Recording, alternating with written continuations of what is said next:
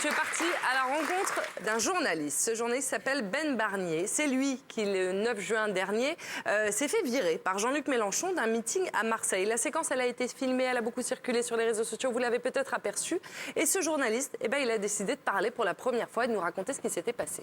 Bon, alors on va récapituler parce que la scène se passe pendant la campagne, donc pour les législatives. Le leader de la France insoumise harangue ses foules acquises au micro et Ben Barnier, le journaliste pour la chaîne d'info en continu France Info, est venu le filmer. Alors, il fait un Facebook Live, ce qu'on appelle, et il se rapproche parce qu'il veut mieux capter le son du grand tribun. Et voilà ce qui se passe. La hiérarchie est énorme. Ah non, France Info, adieu la liberté, on ne peut plus parler. La liberté de vous filmer, monsieur Mélenchon.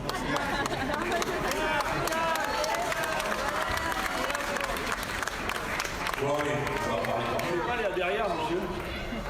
Il y a des gens qui s'intéressent, qui n'ont pas la chance d'être à Marseille, monsieur Mélenchon. Oui, sans doute, monsieur, vous avez raison. Il y a des gens qui s'intéressent, mais pas sur France Info. Bon. Allez, venez chez vous. Merci. Merci. Mais on est tous libres, monsieur. Moi, je suis libre de ne pas avoir envie d'être filmé. On est d'accord? Merci. Alors voilà le regard noir Bonne de Jean-Luc ambiance. Mélenchon, la petite phrase, il y a France Info, adieu la liberté, le petit geste de balayage, le tout comme ça sous les applaudissements et les rires assez gênants quand même de ses partisans. Donc Ben Barnier se fait rapidement et finalement complètement dégagé. On le voit, il essaie de parler un peu avec des gens, il va à la rencontre des sympathisants présents, il essaie de comprendre. Et la raison, d'après les sympathisants, Mélenchon n'aime pas Jean-Michel Apathy, qui est éditorialiste. Toute la radio. Et la chaîne il télé. déteste Apathy, qui est donc Il est le éditorialiste matin, chez France Info. D'ailleurs, il dans n'est la pas que matinée, là. mais il ne représente pas France Info. Et tant bien même qu'il le représente, qu'est-ce qu'il reproche à Apathy? Voilà, et vous remarquerez qu'Apathy et Ben Barnier, ça n'est pas la même personne, mais Ben Barnier en a fait les frais, à sa grande surprise. Bah franchement, je m'attendais pas du tout à ça, de la part de Mélenchon. Je suis peut-être naïf, mais pour moi, c'était un gars qui défend un peu les faibles, un gars qui est du côté du peuple. Et pour moi, quand t'es un petit journaliste avec un iPhone, voilà, tu sais que c'est pas un gros bonnet, quoi. Tu sais que c'est un petit gars. Donc pour moi, Mélenchon, il était du côté des petits gars. Donc non, je m'attendais pas du tout à ça de la part de Mélenchon, non. C'est très intéressant comme témoignage. Alors il est vrai qu'en Il y a matière... beaucoup d'électeurs un peu qui se sentent cocufiés par Mélenchon, qui se retrouvent dans ce genre de témoignage. Évidemment. C'est vrai qu'en matière de liberté de la presse ou de Qu'est-ce que tu presse... veux dire par le mot cocufié, qui a été utilisé d'ailleurs aussi par un de nos confrères sur France 2, Laurent Ruquier, qui a estimé être cocufié aussi. Mais non, mais Jean-Luc Mélenchon. parce qu'il incarne justement cette proximité avec ses patriotes, comme il les appelle, voilà, la défense des plus faibles. Et en fait, lui qui se considère comme être parmi les plus faibles dans la rédac, parce que comme il le dit, il n'arrive pas avec son énorme micro France Info, et il se rend compte qu'il n'est pas du bon côté de la barrière. Oui, puis alors, en fait, en réalité, avec les journalistes, Mélenchon, il est très dégagiste.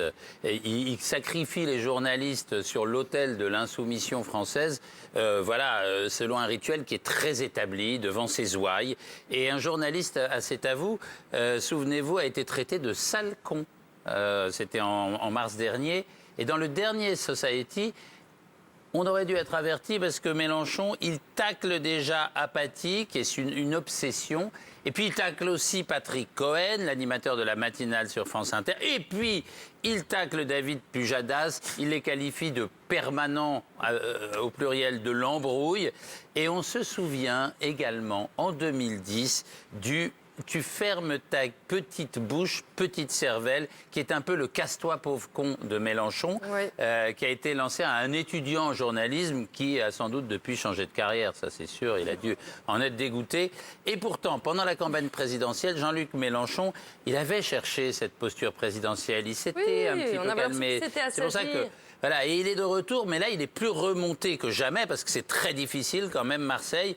Donc, taper sur le journalisme, ça reste une forme d'existence médiatique. C'est aussi pour lui l'occasion de peaufiner son image de candidat anti-système, parce que l'antimédiatisme, c'est le populisme le plus accessible.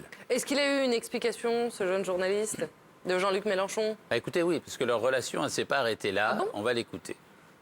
Alors en fait, après le meeting donc, de vendredi, quand il y a eu cet incident, moi j'ai essayé de lui parler et c'était pas possible. C'était vraiment impossible. La sécurité était un petit peu à cran aussi autour de lui et par rapport à moi. En revanche, on s'est recroisés dimanche avec Jean-Luc Mélenchon lors de la soirée électorale et là, il voulait beaucoup parler aux médias. Mélenchon, c'était un moment, il voulait parler à tout le monde. Alors, qu'est-ce qu'ils se sont dit? Je sais pas. Ouais. On a les images. Action ou vérité? Action vérité, tout de suite. Quoi? France Info, Oh, France Info. on est toujours fâchés. Mais on n'est pas fâché, monsieur. Jamais je ne me fâche avec personne. On s'est un petit peu fâchés, vous êtes un peu fâchés vendredi, non? Pas du tout, pas du tout. Non, Oui. je n'ai pas aimé que vous me mettiez votre caméra sous le nez alors que vous n'y étiez pas autorisé. Voilà, c'est tout. Mais pourtant on était dans un lieu public, monsieur Mélenchon. C'est ce que j'ai pas compris. Oui, bon, ben vous allez voir la suite, ça continue. Ma question, Droit de retrait médiatique. ma question, monsieur Mélenchon. Mais je suis pas fâché avec toi Là, il y du avait tout, beaucoup plus de caméras aussi, donc pour avoir une réaction. C'est vrai que ça devient plus compliqué. modéré. Mais Bah cela dit, il a le droit de ne pas avoir envie Ouais. d'être filmé. Après, Mais- il y a Mais manière et c'était- manière. C'était dans un meeting. Nicolas. Non, juste un peu d'arrière-plan. D'abord, avec apathie, c'est vrai que ça remonte à loin. Hein. Vous vous souvenez, ça remonte quand à quoi? quand Sortez-nous Jean-Michel les a- doses, quand- parce que quand nous, on Jean-Michel- comprend pas. Quand Jean-Michel Apathy faisait le matin sur RTL, il a refusé de venir pendant des années. Il ne venait que l'après-midi. Jean-Luc Il y avait un Mélenchon conflit, refusait. il y avait un conflit entre les deux, dont je ne connais pas la source. J'ai demandé à plusieurs personnes à RTL, personne ne se souvient de l'origine.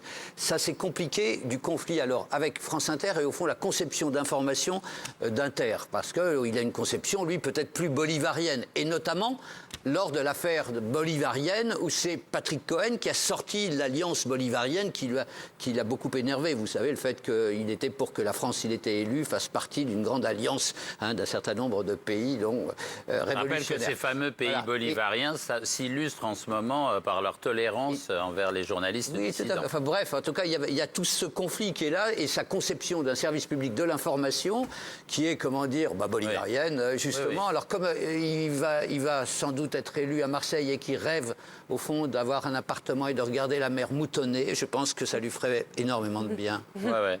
Alors pour info, allez quand même voir les vidéos de Ben Barnier sur YouTube parce que effectivement, on pourrait se dire tiens, c'est un petit jeune qui à l'occasion de cet incident monte, mais c'est quand même du très bon boulot. Bon, et merci beaucoup à Ben aussi d'avoir témoigné dans la nouvelle édition, d'avoir raconté les coulisses de ce métier. Merci beaucoup Ariel. On se dirige vers la troisième partie.